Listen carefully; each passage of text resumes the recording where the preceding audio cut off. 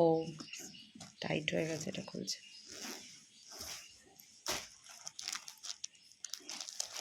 তোরে আমার আমার বানানো কেন ওর উপর পা দিচ্ছিস তুই?